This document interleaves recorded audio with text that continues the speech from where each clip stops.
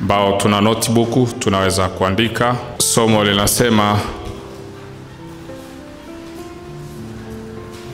misingi ya kifamilia iliyowafunga wakuu. Misingi ya kifamilia au familia iliyowafunga wakuu.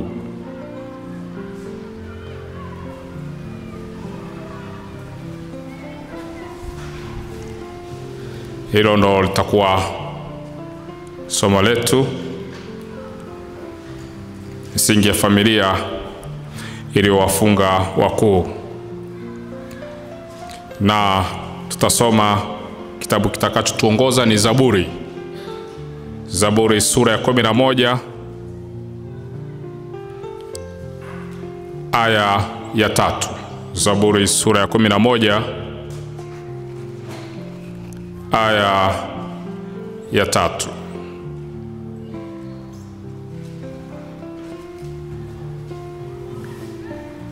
Inasema, kama misingi ikiharibika,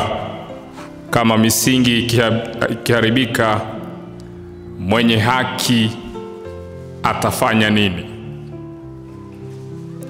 Kama misingi ikiharibika, mwenye haki atafanya nini?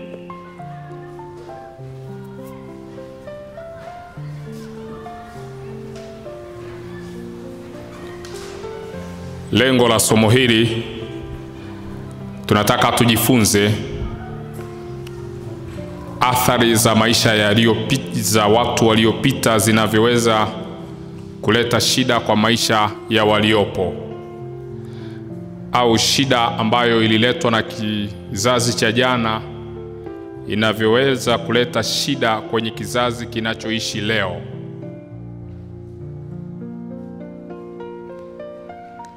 Tukitazama hili jengo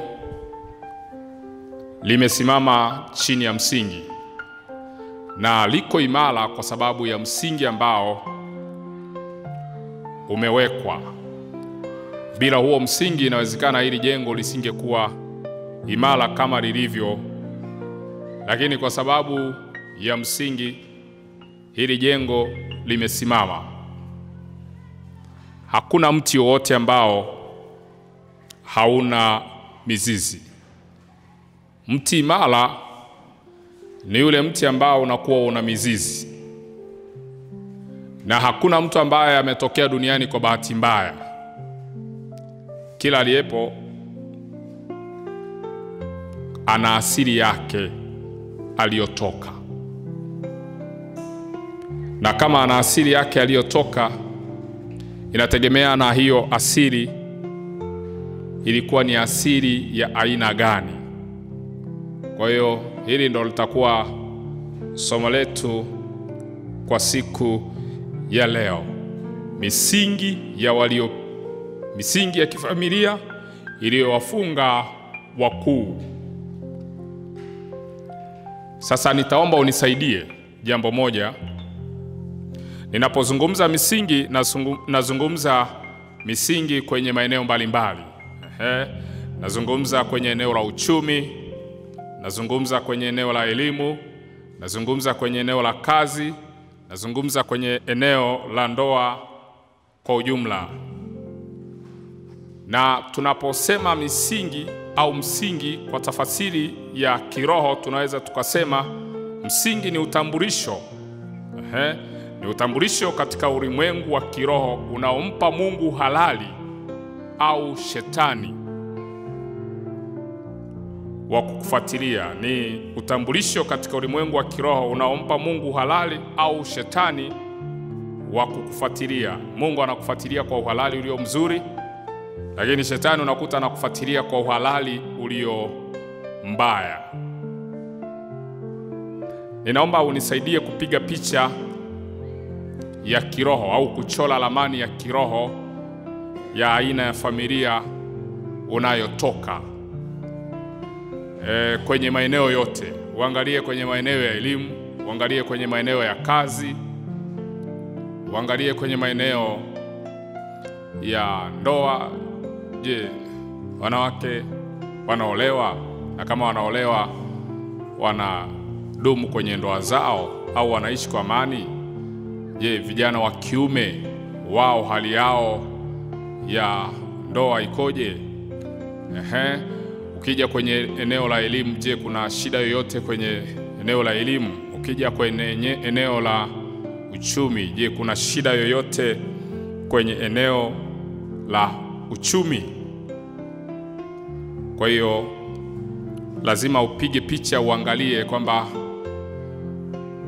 familia yetu iko vizuri kwenye eneo gani na iko dhaifu kwenye eneo gani. Ni vigumu sana kama unataka kufanikiwa bila kujua asili ya familia unayotoka kwenye eneo unalotaka kufanikiwa. Unaweza kuwa umesoma na unahitaji kuwa pengine na mafanikio mazuri ya kiuchumi kwenye familia, lakini hivi vitu huwa ni network. Hivi vitu huwa ni network. Na kuna kitu ambacho nimekuja kukigundua kwenye maisha na ambacho kimejificha sana, na ni vigumu sana watu wengi kukifahamu hichi kitu, na wengi wamejikuta wanateseka sana kwenye hili eneo bila wao kujua. Iko hivi: baraka huwa ina mkondo wake, lakini na laana pia huwa ina mkondo wake. Ukitaka kubarikiwa, maana yake lazima pia utengeneze mazingira ya baraka, au uwe umetoka mazingira ya baraka. Kwa mfano, kizazi cha Ibrahim kimetengenezewa mazingira ya baraka, na kuna kizazi kingine kabisa unakuta kimetengenezewa mazingira ya kufeli kwenye maeneo yote. Wana juhudi zinazotakiwa lakini hawainuki. Wana tabia nzuri lakini unakuta hawainuki. Sasa kuna kitu nimekuja kujifunza kwenye maisha ambacho ni hiki: unaposikia laana au baraka, ngoja nianzie eneo la laana. Unaposikia laana, kuna laana zingine huwa hazikai kwenye kila maeneo. Tumsifu Yesu Kristo. Kuna laana zingine ambazo huwa zinajificha kwenye eneo moja. Kwa mfano, unaweza kukuta kuna familia fulani watoto wa kike huwa hawana shida. Yaani unakuta watoto wa kike mambo yao yanaenda vizuri sana, hawana shida kabisa. Hata kama ni kufanya kazi wanafanya vizuri na wanafanikiwa. Wanaolewa na wanaishi vizuri watoto wa kike. Lakini kwenye familia hiyo hiyo unaweza kukuta watoto wa kiume wana shida sana. Kila wanachofanya hakiendi. Ukija kwenye eneo la tabia, unakuta wana tabia za ajabu ajabu sana. Familia hiyo hiyo moja, upande wa watoto wa kike unakuta wanafanya vizuri sana, lakini upande wa watoto wa kiume unakuta hawafanyi vizuri. Yaani familia moja. Na unaweza kukuta familia nyingine unakuta watoto wa kiume wanafanya vizuri sana, lakini watoto wa kike hawafanyi vizuri sana. Sasa saa nyingine unakuta hii laana haiko upande wa watoto wa kike, iko upande wa watoto wa kiume. Au unaweza kukuta familia nyingine kwenye issue ya uchumi wako vizuri sana. Yaani ukizungumzia uchumi wao hawana shida kwa sababu wana kipato kizuri, wana uelewa mzuri, lakini shida yao ikawa kwenye uzao. Na unaweza kukuta familia nyingine wako vizuri kabisa kwenye eneo la elimu, lakini ukakuta wako na shida sana kwenye eneo la kiuchumi. Kuna ushuhuda huwa napenda kuutoa kila mahali ninapoenda, na ninautoa kama reference ya watu kujifunza. Imepita kama miaka 3 kama sikosei. Kuna ndugu mmoja anafanya kazi kama mkurugenzi kwenye shirika moja la kimataifa. Mshahara wake ni milioni 10 mshahara wake kwa mwezi. Sasa huyu ndugu alikuwa na miaka 10 kwenye hiyo shirika. na yeye ndo the top kule juu. Na kwa miaka yote hiyo 10 aliyokuwa anafanya, hawezi amini kwamba hakuwahi kuwa na uwanja hata wa $500,000. Na anapokea mshahara wa milioni 10 kwa mwezi, lakini hakuwahi kuwa na uwanja hata wa $500,000. Na ukimuuliza hela unazopata au mshahara unaopata unaenda wapi, hana sababu za msingi anazoweza kukuambia kwamba mshahara wangu huu unaenda eneo hili. Hana. Sasa mimi aliponifuata akaniambia, bana, mimi nimekuja tuzungumze. Akajitambulisha, akasema mimi ni fulani, na kawa wazi akasema mshahara wangu ni kiasi hiki na nafanya kazi mahali fulani. Lakini mpaka sasa sijaweza kufanya chochote kwenye maisha. Sasa mimi aliponiambia kwamba hana uwanja, hajajenga, sikushtuka. Nilifikiri kwamba labda mshahara wake anapoupata ananunua hizi hisa za serikali au ana hizi hati fungani na vitu gani hizi wanaita treasury bond. Nilifikiri kwamba pengine anapopata huo mshahara anapeleka hela zake huko, ndio maana hajajigusa kwenye maeneo yoyote yale. Sasa nikamuuliza, je, umewekeza labda BOT au kwenye UTT au vitu gani? Akasema, yani sijafanya chochote. Nikasema huyo hawezi akaniambia vizuri. Nikamuuliza, una wazazi? Akasema ndio na wazazi, lakini yupo mzazi mmoja ambaye ni mama. Baba alifariki nikiwa na kama miaka 16, nilikuwa sekondari. Kwa hiyo mama ndo amenilea. Nikamuuliza, mama yako yuko wapi, unaishi naye? Akasema mama yuko kijijini. Nikamuuliza swali la pili, umemjengea mama yako hata walau nyumba nzuri ya kuishi pale kijijini? Akasema, ninavyokuambia kwamba sijafanya chochote, naomba uelewe kwamba sijafanya hata kwa mama, sijafanya kwangu, wala sijafanya kokote. Nikaona hapa kuna shida. Nikamwambia, hebu muite, naomba uniitie mama yako. Akafanya utaratibu, akamuita mama yake. Mama alipofika tukazungumza. Nikamuuliza yule mama, unaona nini kwa watoto wako? Yule mama akaanza kulia. Nikamwambia, sijakuita ulie, naomba tu niambie nini unachokiona kwa watoto wako. Akasema, naomba nilie kwanza. Kalia. Akasema, nilitegemea kwamba huyu mtoto amepata kazi kubwa, analipwa vizuri. Nilitegemea kwamba angefanya mafanikio makubwa, lakini ndo ananiumiza moyo. Watoto wa kiume 4 wote. Mtoto wa kwanza ndo huyo mkurugenzi wa hilo shirika la kimataifa. Mtoto wa pili ni daktari bingwa, anafanya kazi Canada. Daktari bingwa mambo ya neuro is nerves.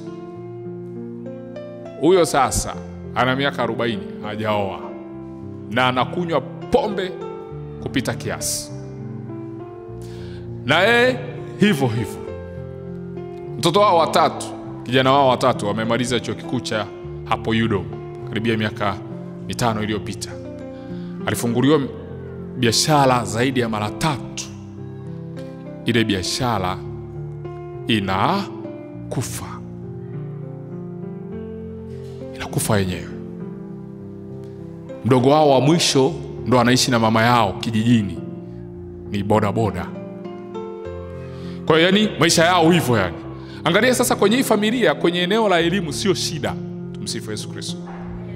Kwenye eneo la elimu kabisa hawana shida, wala kwenye eneo la kupata kazi hawana shida, wamepata kazi. Lakini kwenye eneo la uchumi misingi yao imefungwa. Sasa nikamuuliza mama kwamba hebu niambie ukweli, ninaona ni kitu ambacho hakiwezekani kabisa. Mume wako alikuacha katika mazingira gani? Ndio yule mama akaniambia, mume wangu niliolewa kwenye familia ambayo ilikuwa maskini sana, lakini baba mkwe wangu alikuwa na wanawake 4. Uzuri mume wangu alikuwa ni mtafutaji sana. Kwa hiyo mume wangu kati ya vijana wa ule mji ndo alionekana kuwa na nyota ya mafanikio.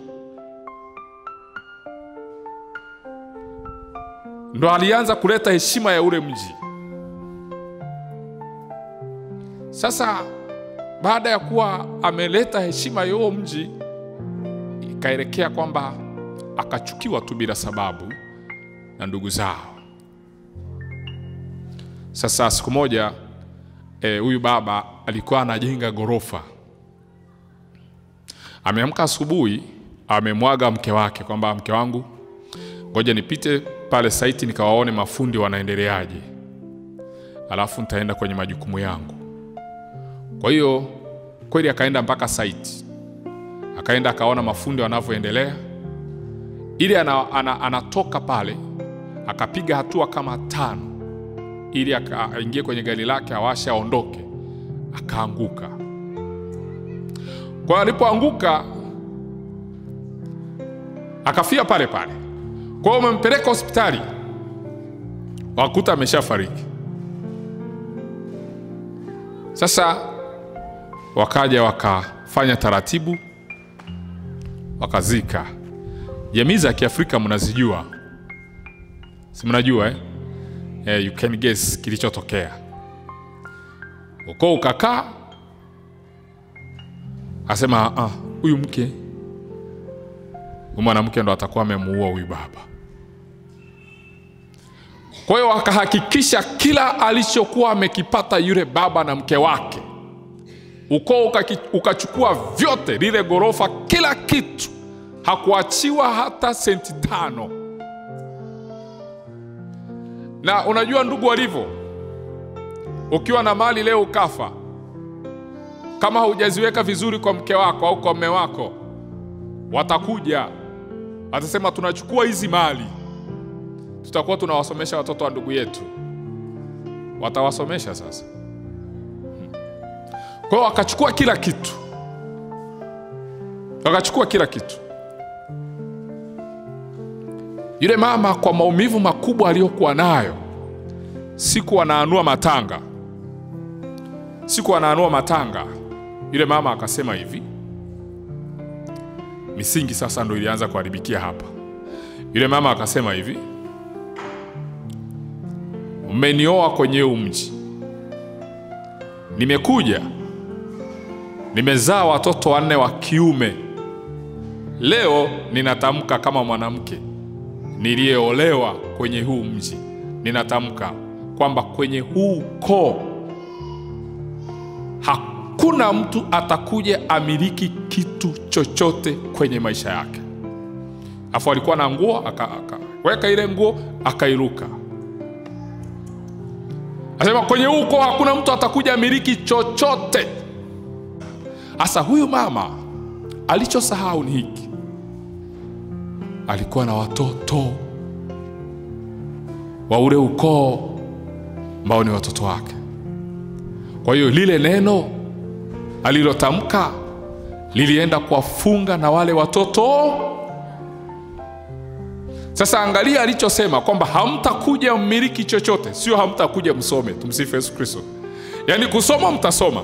Ndio maana nawaambia kuna laana ambazo huwa zinaelekezwa mahali pa kukaa. Sio kila laana inakaa eneo lolote lile. Yaani inaenda inapachikwa kwamba wewe utakaa kwenye hili eneo peke yake. Kwa hiyo utashughulika, kama ni watu kutokufanikiwa kwenye familia, basi wewe utashughulika tu kwenye hili eneo. Usiwazuie kufanya kazi. Kazi watafanya, lakini wasimiliki chochote. Kwa hiyo ndo maana huyu mkurugenzi, pamoja na kukupokea milioni 10 kwa mwezi, alikuwa hajawahi kumiliki hata uwanja ule wa 20 kwa 20. Lakini walio chini yake wana maisha mazuri kuliko bosi wao. Kwa nini? Huyu baba kosa halikuwa la kwake. Alikutana na misingi iliyokuwa imeharibiwa. Sasa ndio maana sasa watu wengi tunatoka kwenye familia ambazo tuna juhudi sana za kutafuta mafanikio, lakini tunashindwa kwanza kuchunguza familia tunazotoka zina misingi ya aina gani. Ni muhimu sana. Yaani unafanya biashara, sawa. Umeajiriwa, sawa. Lakini hebu kiroho uchunguze kwanza aina ya familia unayotokea, eneo la kiuchumi mkoje. Je, kuna asili ya utajiri? Na kama hiyo asili ya utajiri haipo, nini kinazuia hiyo kitu isitokee kwenye hiyo familia? Kwa sababu baada ya kujua, unaweza ukajua sasa unapita njia gani ili urekebishe mambo yako. Lakini wewe unaweza ukajikuta unajituma kwa kila neno au kila eneo, unajituma kabisa, lakini upati matunda. Nini? Misingi unayotoka. Ndio maana Mzaburi anatuambia hivi. Mzaburi anauliza hivi. Zaburi ya 11 mstari wa 3 inasema hivi: kama misingi ikiharibika, mwenye haki atafanya nini? Mzaburi anauliza. Sasa tuchukulie kwamba wewe ndo mwenye haki, lakini umezaliwa kwenye familia ambayo misingi yake imeharibika. Utafanya nini? Kwa jambo ambalo unatakiwa kulifanya ni kwamba unatakiwa kwanza kutengeneza misingi. Alafu baada ya kuitengeneza hiyo misingi, ujue nini cha kufanya. Tusome kitabu cha Maombolezo sura ya 5 mstari wa 7. Kuna jambo hapa nataka tulione. Kitabu cha ile sura ya 5, nafikiri kiko mbele ya kitabu cha Yeremia. Maombolezo sura ya 5 aya 7. Kuna kitu kimejificha hapa. Anasema hivi: baba zetu. Hebu sema baba zetu. Baba zetu walitenda dhambi hata hawako. Sema hawako. Maana yake hawapo, si ndio hivyo? Baba zetu walitenda dhambi hata hawako, na sisi tumeyachukua maovu yao. Na sisi tumeyachukua maovu. Baba zetu walitenda dhambi hata hawako, maana yake hawapo leo. Na sisi tunaoishi tumeyachukua maovu yao. Sasa lazima utafakari na uwe mtu mwenye akili. Walitenda dhambi kwenye eneo gani?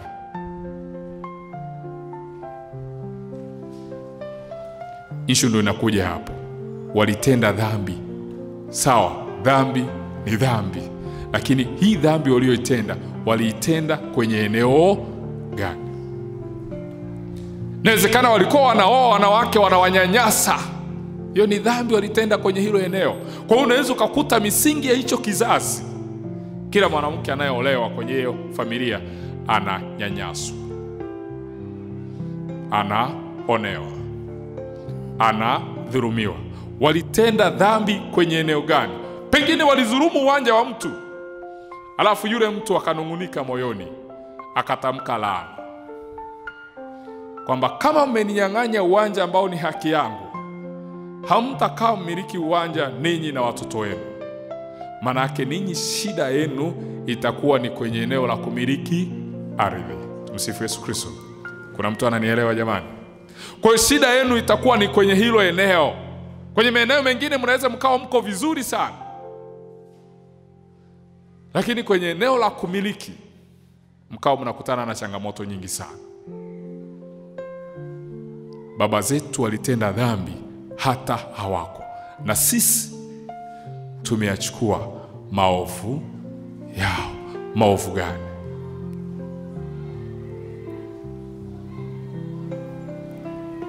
Maovu gani? Kwa hiyo hakuna kitu ambacho huwa kinatokea kwa bahati mbaya. Shetani huwa hana bahati mbaya kama Mungu asivyo na bahati mbaya. Mwanadamu ndo anaweza akafikiri kwamba hili jambo limetokea kwa bahati mbaya. Hakuna kitu cha bahati mbaya. Kila kitu kimepangwa. Kila kitu kimeelekezwa kwamba wewe utakaa kwenye eneo hili na wewe utakaa kwenye eneo hili. Kwa hiyo kila kitu kina site yake.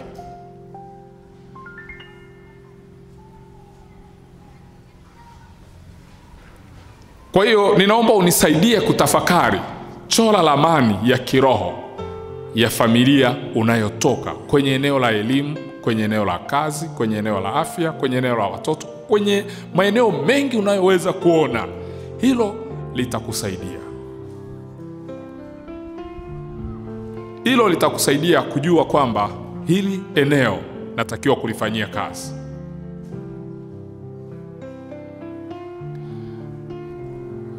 Miaka kadhaa iliyopita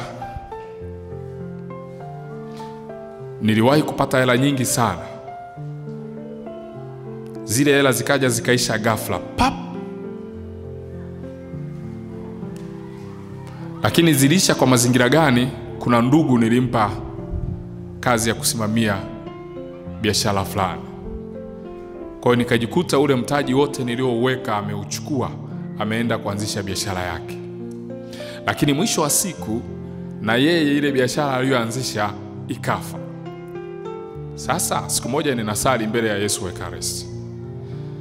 Ni kama nilikuwa namlalamikia kwamba kwa nini umeruhusu haya yote? Sasa nikasikia sauti inaniambia, wewe unataka ufanikiwe, lakini angalia kwenye tumbo la mama yako, nani kafanikiwa? Akasema, hey, nani kafanikiwa? Ile asili ya ndugu zako walioshindwa inakuvuta na wewe ushindwe kama walivyoshindwa wao. Ndio maana unapokuwa unaomba kuinuka kwenye eneo lolote lile, kumbuka kuwaombea na ndugu zako wainuke. Ikitokea umeinuka, hao ndugu ndo watakuwa wa kwanza kabisa kukushusha chini usiinuke. Ile asili itakuwa inakuvuta. Vile vinasaba vitakuwa vinakuvuta. Kwa unapotaka uinuke juu, jitahidi kuwaombea na wengine wainuke kama unavyotaka kuinuka wewe. Kwa hiyo niliposikia hiyo sauti, unataka kufanikiwa ndio, lakini ombea lango la mama yako, kwenye tumbo la mama yako. Roho ya mafanikio haipo. Na ni kweli unaweza kukuta kuna matumbo mengine wana shida kwenye eneo fulani. Yaani unakuta wote mliozaliwa na huyo mama mna shida aina fulani, au na huyo baba na hali fulani mnaipitia wote, bila kujali mna akili au hamna akili, bila kujali mna kazi au hamna kazi. Lakini unaweza ukajikuta wote kuna vipindi fulani mnavipitia. Kwani hamjawahi kuona kuna familia ambazo tatizo likitokea hawana wa kukimbilia, kwamba bora tumwambie huyu atusaidie? Wanakuta hayupo. Kwa hiyo inabidi watoke nje ya familia, waangalie nani wa kuwasaidia. Familia nzima. Nakuta hizo scenario ni nyingi sana. Misingi ikiharibika, mwenye haki atafanya nini? Sawa, umeomba umepata kazi, lakini hiyo kazi utailinda? Naomba niwaambie, shetani haogopi wewe kupata kazi, haogopi wewe kufanya biashara, haogopi wewe kuwa mtu yeyote yule. Kama anajua ana mahali pa kukubonyeza ukashuka chini ghafla, atakuacha upate kile unachotaka. Lakini ana uhakika kwamba kuna mahali akikufinya unashuka. Kwa ndo maana wengine siku hizi issue yao sio kupata kazi au sio kufanya biashara. Hiyo sio issue. Wengi tunafanya biashara, lakini hebu waulize matokeo ya kile wanachokifanya. Hawezi wakakuonyesha.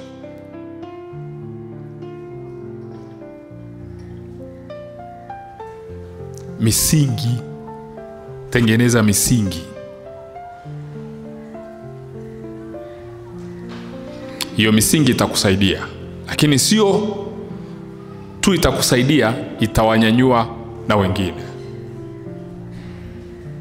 Misingi ya kuishi maisha ya ibada, misingi ya kuishi maisha ya ndoa, misingi ya kufanikiwa. Tengeneza hiyo misingi.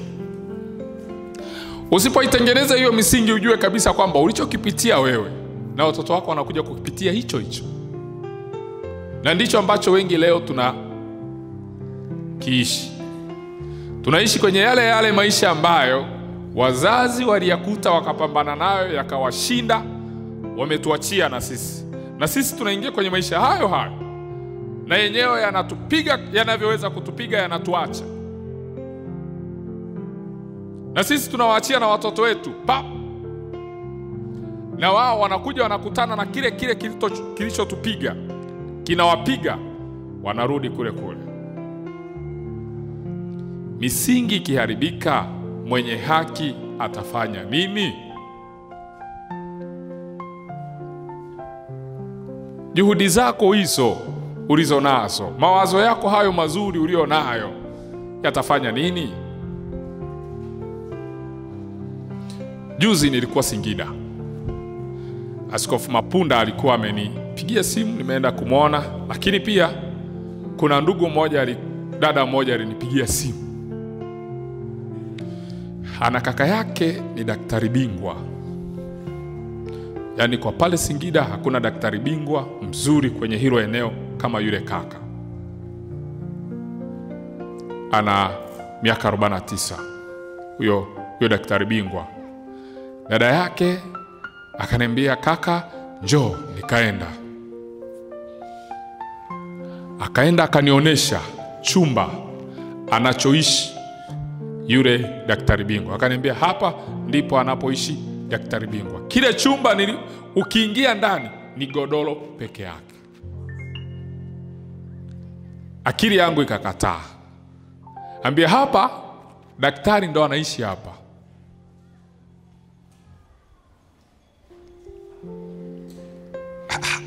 Yaani hapa ndo anaishi, asema yeye. Akaniambia ngoja nikwambie sababu. Niambie sababu. Daktari mshahara ukiingia, kuna baadhi ya baa wanajua kabisa leo mshahara umeingia, huwa unaishia hapo. Ana miaka 49, hana hata mtoto wa kusingiziwa, hajawahi hata kusema naishi na mwanamke kwa wiki moja. Daktari bingwa. Akasema kaka, naumia sana kaka yangu kumuona anaishi haya maisha, na msaidiaje? Miaka 49, daktari bingwa.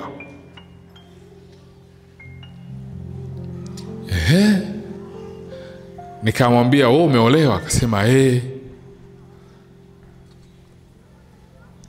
Nikamuuliza mko wangapi? Akasema tuko 6. Watoto wa kike tuko 3, wa kiume wako 3. Watoto wa kike tumeolewa wote. Watoto wa kiume ndo kwa upande huyu daktari bingwa ndo mkubwa. Anayemfuatia yupo, hajapata ajira, huu ni mwaka wa 7, yuko mtaani. Mdogo wetu mwingine ndo hivyo, yuko kijijini, yuko Kiomboi, yuko ndani huko, yuko huko. Mkubwa wao ndo huyu, hajaoa, na hao wengine hawajaoa. Kamuuliza unavyoangalia familia yenu ikoje? Asema baba alioa, lakini hicho kizazi kingine kinachofuatia hapo hakuna aliyewahi kuishi na mwanamke. Kwa hiyo ujue shida ya kizazi fulani isipojitokeza kwako inaweza ikajitokeza kwenye kizazi kingine. Misingi kiharibika, mwenye haki atafanya nini? Sasa issue unaweza ukachukua muda mwingi sana kwa laumu waliopita. Utakuwa umefanya kosa kubwa sana. Issue ni wewe unatengenezaje misingi yako kwenye uzao wako, kwenye biashara yako, kwenye kazi yako. Wewe unatengeneza misingi ya aina gani? Ndio hivyo umejikuta umezaliwa kwenye familia ambayo kila kitu kimeharibika.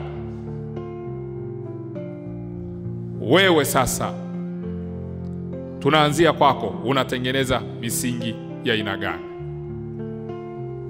Tumejikuta tunakuwa Wakristo ambao ukishabatizwa unaona umeshamaliza kila kitu kwenye maisha yako. Lakini baada ya hapo kuna mtu mmoja akaniambia wateja wakubwa sana kwa waganga wa kienyeji ni Wakatoliki. Kamuuliza, uliwahi kuwa mganga? Nasema hapana. Wateja wengi niambia ni Wakatoliki. Akasema kwa nini? Na baba yangu ni mganga, kwa hiyo huwa naenda kumsalimia pale. Yaani unakuta mtu amekuja pale ana rosaria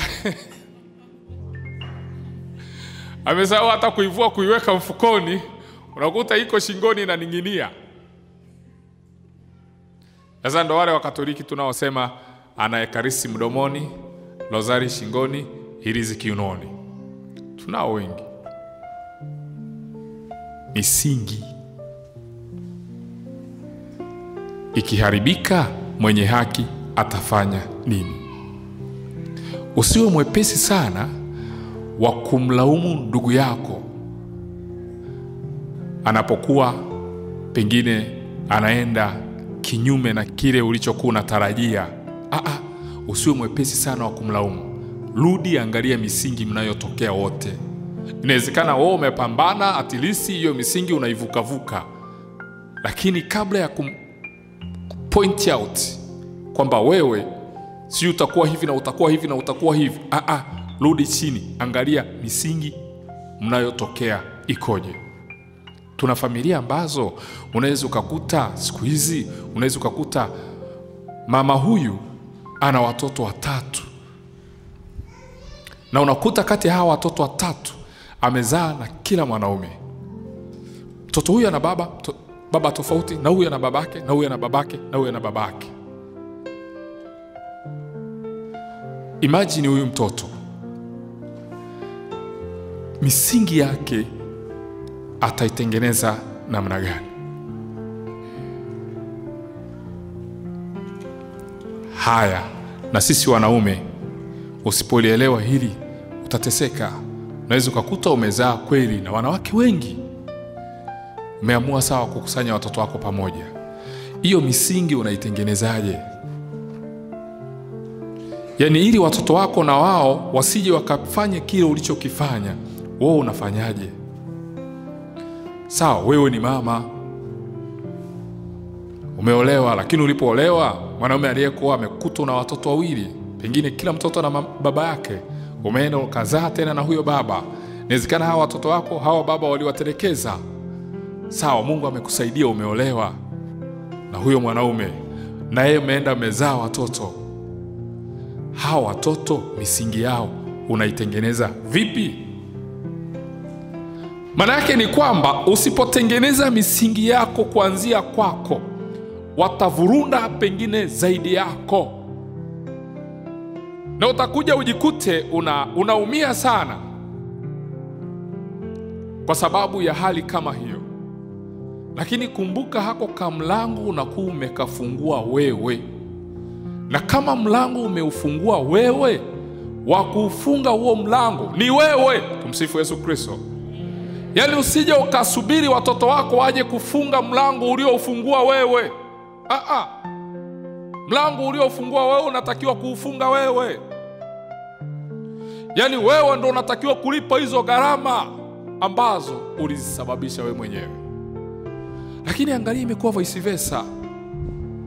Tulichokisababisha sisi kimegeuka kuwa adhabu kwa watoto wetu, kimegeuka kuwa msalaba kwa watoto wetu. Umewatengenezea watoto wako mazingira mabaya.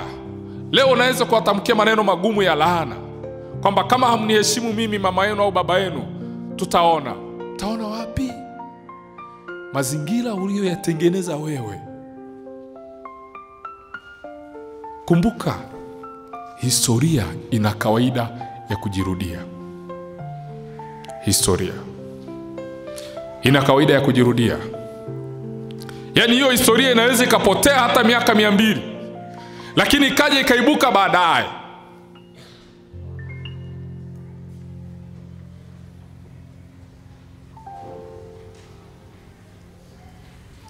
Misingi. Ndio maana mzaburi anauliza, misingi ikiharibika, mwenye haki atafanya nini? Kwa hiyo unafikiri kitu ambacho kinawatesa watu wengi leo ni nini? Ni misingi ya familia zao za asili walizotoka. Yaani inawezekana wewe vita yako wewe haijaanza, bado unapigana na vita ya wazazi wako na mababu zako mpaka leo. Ya kwako haijaanza. Kwa nini bado unapigana nayo? Ni kwa sababu wao hawakumaliza vita yao, na hiyo vita wakaiacha kwa watoto wao, na watoto wao wamekuja wamepigana ile vita, wameshindwa, wamewaachia tena watoto wao. Kwa hiyo unakuta ni series inayodumu muda mrefu. Nafikiri nimewahi kuona familia ambazo wana aina fulani ya maisha, kama ni kujinyonga, unakuta kila baada ya muda fulani wanajinyonga. Mnisaidie kufikiria, siku hizi tunakutana na matukio kwamba mtoto wa miaka 6 au mtoto wa darasa la 3 au la 4 amejinyonga. Niambieni, huyo mtoto nani amempa wazo la kujinyonga? Ni misingi ambayo iko kwenye hiyo familia, ni roho ambayo iko kwenye hiyo familia. Manake ni mlango ambao uko kwenye hiyo familia na haujafungwa. Kwa ukipita pita tu na pita, na wenyewe unakupitia. Nini waliotangulia waliharibu kila kitu. Siku hizi huwa kuna watu wanasema nini, ugonjwa wa familia, kwamba hichi kisukari au hii kansa au hii sikoseli ni ugonjwa ambao uko kwenye familia. Naomba leo nitofautiane na nyie. Hakunaga ugonjwa wa familia, ila kuna laana ya familia. Hakunaga ugonjwa wa familia. Mbona hamsemagi kwamba hii ni baraka ya familia? Mbona utofauti ulio? Mbona hamsemagi kwamba hii baraka, hii ni baraka ya familia? Lakini kitokeza tu ugonjwa wanasema ugonjwa uko kwenye familia yetu, uko kwenye ukoo wetu. Wewe sema tu kwamba hii laana iko kwenye huu ukoo. Sasa ni mlango ambao uko wazi. Huo mlango unakuja unakunasa, na usipokaa vizuri unawanasa na watoto wako. Kwa nini usiseme kwamba Mungu, kweli hichi kitu nimekikuta kwenye hii familia, lakini hichi kitu mimi kwangu kisingie. Yusufu baada ya kwenda Misri, alipokaribia kuoa, unajua alisemaje? Kuna sala fulani alisali, naipenda sana. Akasema, ninaomba uovu wa nyumba ya baba yangu usiingie kwenye nyumba yangu. Unajua alichokuwa naomba? Kwamba kile alichotendewa na ndugu zake kuuzwa Misri, ule ubaya aliouona ndugu zake wakimtendea, anaomba watoto wake wasije wakatendeana ubaya wa aina hiyo. Kwa hiyo tumekosa watu ambao wanaweza wakasimama kama makuhani wa kiroho, makuhani wa kifamilia kwenye familia zao, wakaamuru mambo na wakasimamisha mambo kwenye maisha ya kwao. Tumekosa watu wa aina hiyo. Lakini tumekuwa na wanawake kwa wanaume ambao ni mabingwa sana wa kutoa lawama kwa vizazi vilivyopita. Nampenda rais mmoja wa Marekani, aliwahi kusema, kama ulizaliwa kwenye familia ambayo ni maskini sio kosa lako, lakini ukifa ukiwa maskini ni kosa lako.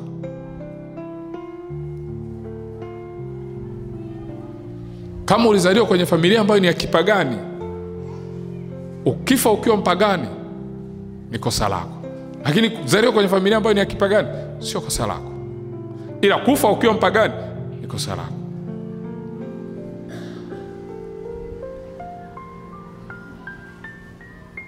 Kwa hiyo tuna hao watu ambao tunahitaji kutengeneza misingi mizuri kwenye familia zetu. Wafanya biashara, tengenezeni misingi mizuri ya roho ya biashara, ili uzao wako ukutane na hiyo roho ya kibiashara. Watengenezee watoto wako wepesi, kwamba ikitokea anayependa biashara, akigusa tu biashara zinaenda. Haya mambo ni baraka. Kwani tuna watu wangapi ambao wana juhudi za kufanya biashara lakini hawajawahi kutoboa? Lakini tuna watu ambao akigusa tu kila kitu kinakaa kwenye level zake. Kuna baraka zimeachiliwa, zimetamkwa kwamba Mungu, watoto wangu mimi, jasho langu hili liwe sehemu ya maisha ya watoto wangu. Baraka umewaachia kwamba ana jasho lake, lakini ana jasho la baba yake pia na mama yake. Kama unapenda watoto wako wao wakuu kwenye mifumo ya nchi, wao viongozi, tamka hiyo baraka unapokuwa huko kwenye hiyo position. Kwamba leo uko kwenye position ya waziri, why can't you mwambia Mungu kwamba Mungu, ninaomba mtoto wangu awe zaidi ya mimi, aende extra mile ambayo mimi nimefika. Tengeneza space ya baraka.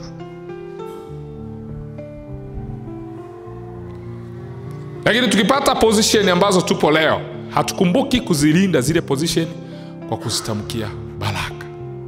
Leo unamiliki bilioni 10. Kwa nini usimwambie Mungu, mimi nimefikia hapa kumiliki bilioni 10, lakini ninaomba watoto wangu waje wamiliki mara elfu ya hiki kiasi ninachomiliki.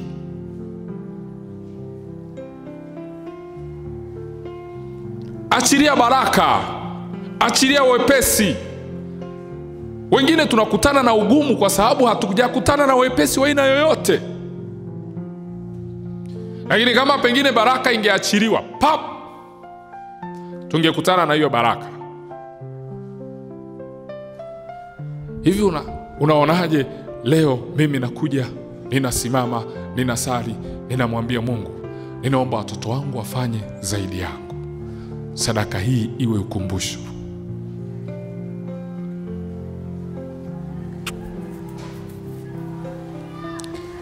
Asubuhi Father alivyoambia kwamba najenga chapo, mkapiga makofi, jambo ambalo ni zuri. Lakini mimi huwa nafanya mambo kimkakati.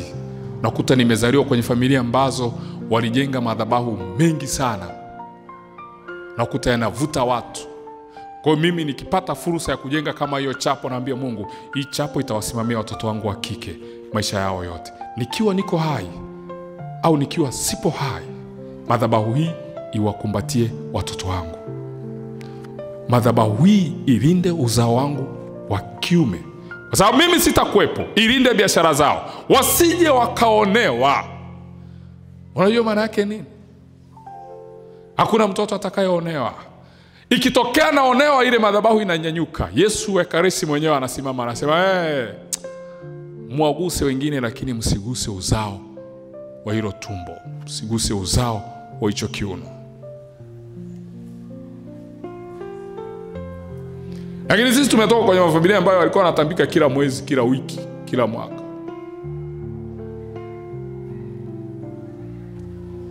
Utasema ni wao, lakini una vinasaba vyao. Tumsifu Yesu Kristo. una vinasaba vyao. Niwaulize tu swali. Kama wewe ni mfanyabiashara, biashara yako ikayumba, alafu ukaenda kwa mganga wa kienyeji, si ndio hivyo? Biashara yako si imeyumba, afu una familia, una mke, una watoto wanasoma, biashara imeyumba, umeenda kwa mganga wa kienyeji. Baada ya kwenda kwa mganga wa kienyeji, yule mganga wa kienyeji ameenda ametengeneza manuva yake. Baada ya kutengeneza yale manuva yake, kweli biashara yako imerudi, imekuwa kwenye hali nzuri, unapata faida, mambo yanaenda. Sasa ile faida unayoipata unaitumia kuwalipia watoto wako ada shuleni, unaitumia kumnunulia mke wako nguo, unaitumia kununua chakula nyumbani, unaleta watu wanakula.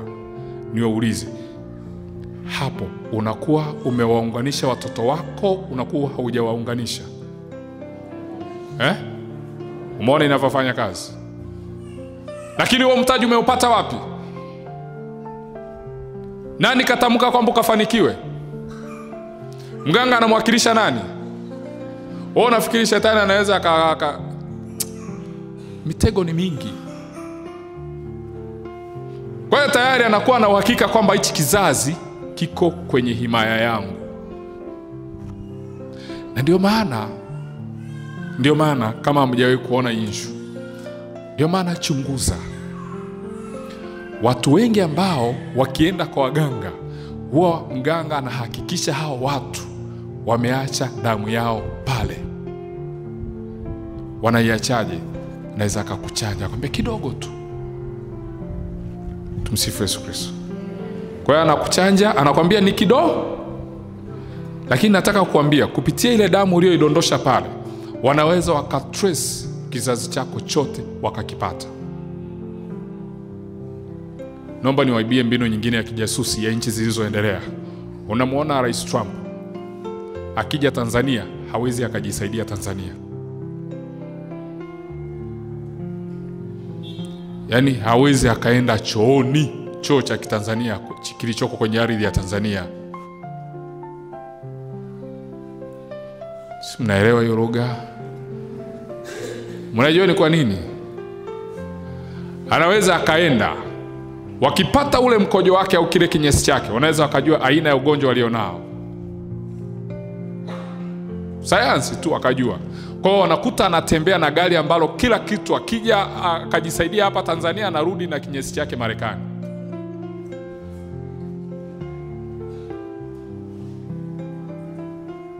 Wanalinda balaa. Kuna huyo, kuna yule Vladimir Putin wa Urusi, kuna kale kajamaka hivyo, kuna yule wa China hivyo.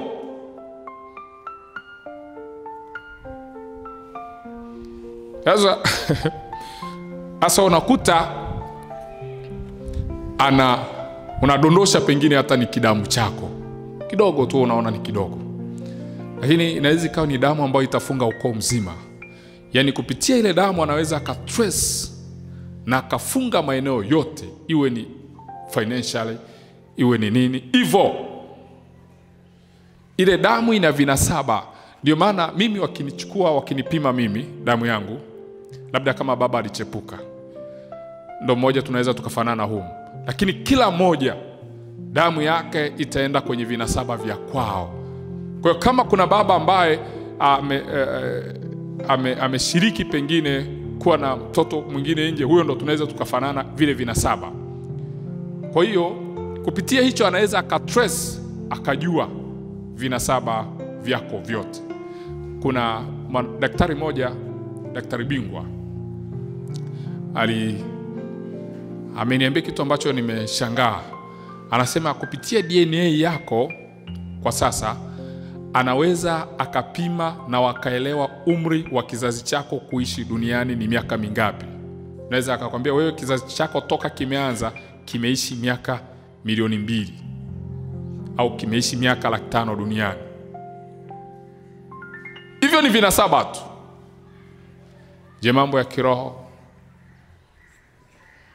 Nenda unaacha kidamu chako pale pap. So kupitia pale anaweza akatrace. Una ndugu yako yuko Marekani, kajua tu kwamba huyu yuko Marekani, ndugu yako yuko Dar es Salaam, kajua. Aka disconnect.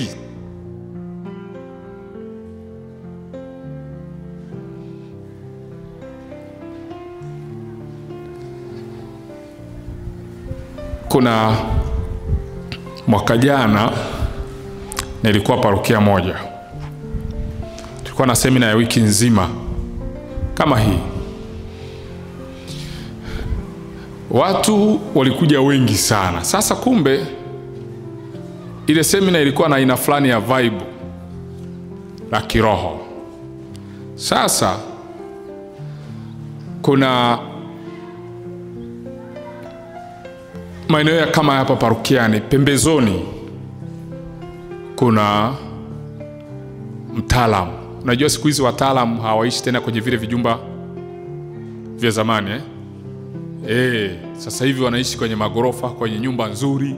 Yaani hata ukipelekwa ukaambiwa hapa ni kwa mtaalamu hautaamini. Kwa hiyo alikuwa kwenye hayo maeneo. Kwa hiyo akawa amepata shida sana na ile semina inayoendelea.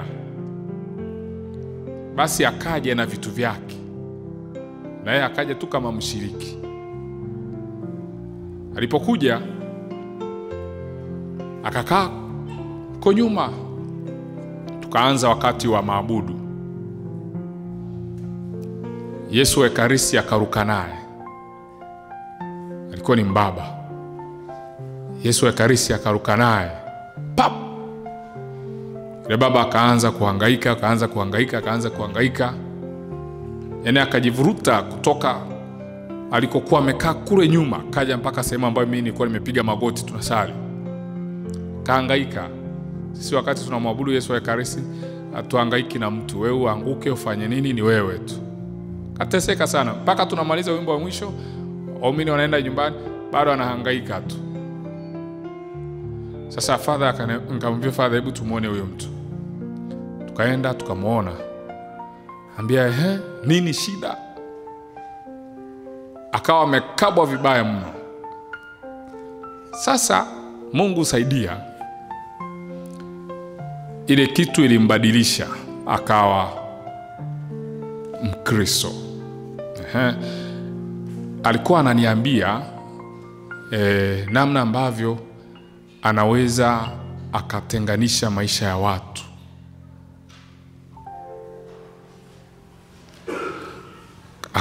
Akatolea mfano kwamba ikitokea kwamba ndoa, labda unataka ndoa ya watu ivunjike,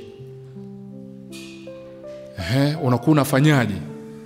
Akaniambia kwa mfano, mimi nilikuwa nikiletewa kesi, labda mtu anataka labda hii ndoa tu ivunjike. Akiniletea, ninachukua kuku wawili na wachinja. Afu napochinja ile damu yao nachukua na ichanganya. Afu nikishaichanganya naiweka mahali na ipasua. Pap! Afu nataja jina la mwanamke na mwanaume wenye hao ambao nataka hizo ndoa zao zisheki. Ngambia nikamuuliza na vipi watu, kwa nini watu wakija lazima muachanje? Wakasema, umewahi kuona wapi mtu anaenda kwenye ofisi, anaingia mkataba alafu anaondoka na nakala zote? Si lazima uache nakala?